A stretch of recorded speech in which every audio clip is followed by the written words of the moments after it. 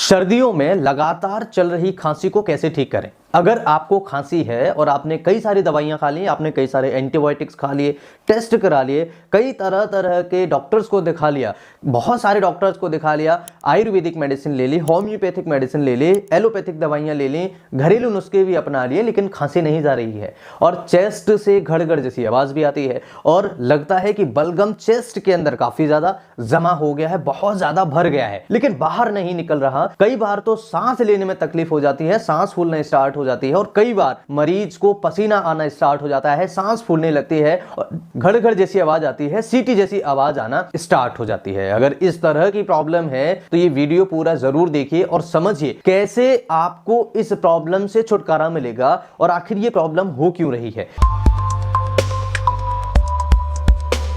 देखिए, सबसे पहली चीज तो ये समझिए कि ये प्रॉब्लम हो क्यों रही है, उसके बाद हम समझेंगे एक ऐसा नेचुरल उपाय जिसकी मदद से आपकी ये खांसी और आपका जो बलगम आपको परेशान कर रहा है, इसे आप 110% ठीक कर सकते हैं। किसी भी तरह की उल्टी सीधी दवाइयों की जरूरत आपको नहीं पड़ेगी। बस इस वीडियो को पूरा अंत तक जरूर देखिए और अच्छा लगे तो लाइक जरूर करिए और चैनल को सब्सक्राइब करिए। और लगता है कि इस वीडियो ने आपकी कोई मदद की है तो इस वीडियो को अपने दोस्तों के साथ सोशल मीडिया पर, अपने फेसबुक हैंडल या इंस्टाग्राम या फिर अपनी ट्विटर पर जरूर शेयर करिएगा। दोस्तों, सबसे पहला कारण ये समझिए कि ये खांसी हो क्यों रही है। देखिए, जब भी हमें कोई बीमारी होती है उसके पीछे कोई ना कोई कारण होता है और कोई कारण है, उस कारण को अगर आप पता नहीं करेंगे तो आप कई तरह के डॉक्टर को दिखाइए, आप तरह तरह की दवाइयां खाइए, लेकिन वो कारण नहीं हटेगा जब तक वो बीमारी नहीं जाएगी। कारण क्या हो सकता है? सबसे पहला कारण तो यही है कि ये एलर्जिक खांसी हो सकती है। एलर्जिक खांसी आखिर क्यों होती है? देखिए, किसी को हो सकता है डस्ट से एलर्जी हो, किसी को हो सकता है डस्ट माइट से एलर्जी हो, घर में जो सब्जी का छौंका लग रहा है उससे एलर्जी हो। कई लोग ऐसे होते हैं जिनको कपड़े जैसे ही आप फटकारते हैं उससे जो रेसेस निकलते हैं, बस्टर्स निकलते हैं, उससे एलर्जी हो। कई लोग ऐसे होते हैं जिनको खाने पीने की चीजों से एलर्जी है, जैसे किसी ने पनीर खा लिया उससे एलर्जी है। हो सकता है किसी को दूध से एलर्जी हो सकता है कई लोग ऐसे होते हैं जिनको ठंडा पानी ले लिया उससे उनकी समस्याएं बढ़ जाती है। कई लोग ऐसे होते हैं जिनको सुबह या शाम को सर्दी में बाहर निकल जाएं, बिना कपड़े पहने हुए निकल जाएं, उससे उनको दिक्कत हो जाती है। कई लोग ऐसे होते हैं जिनको सुबह सुबह ठंडे पानी के नहाने से ही प्रॉब्लम स्टार्ट हो जाती है।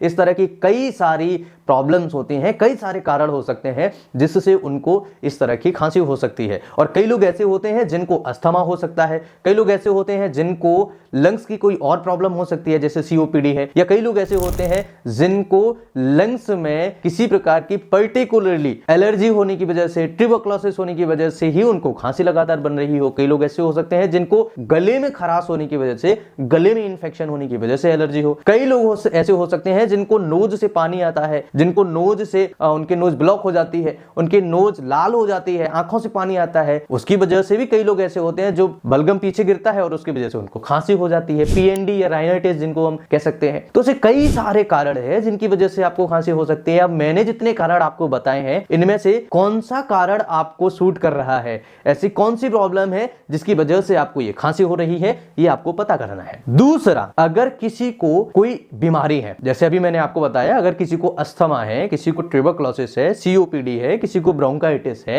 या ब्रोंकिएक्टाइटिस है या लंग्स में फाइब्रोसिस है या फिर किसी अन्य बीमारी के कारण भी आपको खांसी हो सकती है। अगर किसी बीमारी की वजह से खांसी है आपको तो तुरंत नजदीकी डॉक्टर को दिखाइए, वहां से ट्रीटमेंट लीजिए और प्रॉपरली ट्रीटमेंट जब आप लेंगे तो आपकी खांसी ठीक होना स्टार्ट हो जाएगी। अब बात करते हैं कि दवाइयां भी खा ली और बहुत सारा इलाज भी करा लिया, काफी सारे डॉक्टर्स को भी दिखा लिया, लेकिन खांसी नहीं जा रही है, तो उसके लिए क्या करें? सबसे पहला चीज तो आपको ये ध्यान रखना है और सबसे पहला उपाय आपको ये करना है, अगर आपको जिस चीज से एलर्जी है उससे थोड़ी सी दूरी बना के रखिए। जैसे किसी को पनीर से दिक्कत है, किसी को दूध से दिक्कत है, किसी को और कई तरह तरह की चीजों से दिक्कत है, उससे आप थोड़ी सी दूरी बना के रखिए। उससे क्या होगा कि आपका जो कॉज है, जो मेंटेनिंग कॉज है, वो कॉज धीरे धीरे धीरे धीरे दूर होता चला जाएगा और आपकी प्रॉब्लम बिना मेडिसिन के ही ठीक होना स्टार्ट हो जाएगी। अब दूसरा उपाय आपको क्या करना है? इस कारण को समझ करके दूर तो होना ही है उससे, लेकिन इसके साथ में होम्योपैथी की 2 मेडिसिन लेना स्टार्ट कर दीजिए। सबसे पहली मेडिसिन,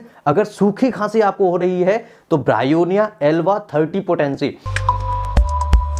अगर 30 पोटेंसी नहीं मिलती है तो क्यू पोटेंसी में लीजिएगा और क्यू पोटेंसी में 15 से 20 बूंद दिन में 2 बार, सुबह और शाम को। अगर ज्यादा खांसी है तो आप दिन में 3 बार ले सकते हैं, सुबह, दोपहर और शाम को मरीज को दे सकते हैं। और अगर क्यू पोटेंसी में नहीं मिलता, अगर आपको 30 पोटेंसी में मिलता है तो 5 बूंद सुबह, 5 बूंद शाम को 3 बार ले सकते हैं, सुबह, दोपहर, शाम को। अगर ज्यादा खांसी हो रही है तो ही 3 बार देना है मरीज को, अदरवाइज केवल 2 बार ही मरीज को ये देना है। सबसे पहला उपाय तो ये करना है। दूसरा, इसके साथ इपिकॉक मेडिसिन लीजिए,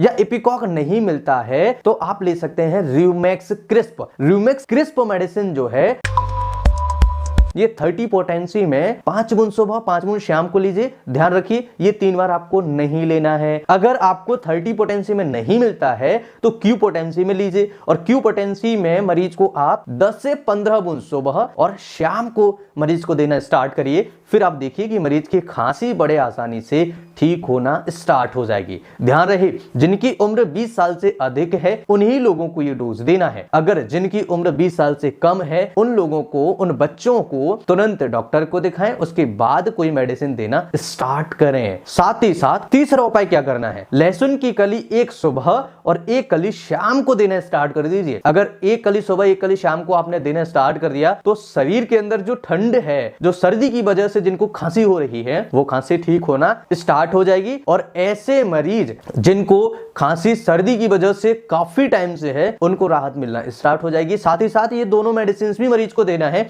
और लहसुन का उपाय भी मरीज को करना है। ये बहुत इफेक्टिव तरीका है। अब खाने पीने में क्या ध्यान रखना है, सबसे पहली चीज बाहर की चीजें खाना बंद करना है, जैसे दूध या दूध से बने हुए जितने भी प्रोडक्ट हैं शाम को लेना मरीज को बंद करवा देना है। साथ ही साथ खान पान में बाहर की चीजें, जैसे ज्यादा तली भुनी चीजें, ज्यादा ऑयली चीजें, ये सब चीजों से मरीज को दूरी बना के रखना है। अगर इतना सा आपने कर लिया, मरीज को इतने से अगर इंस्ट्रक्शंस आपने दे दिए तो आप यकीन मानिए मरीज की खांसी बहुत आसान तरीके से, बेहतरीन तरीके से ठीक होना स्टार्ट हो जाएगी और इस तरह की प्रॉब्लम से मरीज जल्दी से जल्द बाहर निकल आएगा। साथ ही साथ कई और मेडिसिन होम्योपैथी में होती हैं जो खांसी के लिए रामबाण काम करती है। मेरा क्लिनिक ग्वालियर मध्य प्रदेश में गोली के मंदिर पर मैं बैठता हूँ। शनिवार को फुल डे बैठता हूँ और सुबह 10 बजे से 2 बजे तक और शाम को 6 बजे से 9 बजे तक मैं सोमवार से लेकर के शनिवार तक बैठता हूँ। शनिवार को कभी भी आ सकते हैं, सुबह 10 बजे से शाम को 8 बजे तक मैं अपनी क्लिनिक पर ही मिलता हूँ। संडे को मैं क्लिनिक पर नहीं बैठता हूँ। ये बहुत इफेक्टिव वीडियो मैं आप सभी के साथ शेयर कर रहा हूँ। इस वीडियो को अपने दोस्तों के साथ जरूर शेयर करिएगा। कुछ प्रश्न हैं आपके, कुछ पूछना चाहते हैं तो मुझे कमेंट करके जरूर बताइएगा। सर्दियों का सीजन है, अगर आपने हार्ट अटैक का वीडियो नहीं देखा है तो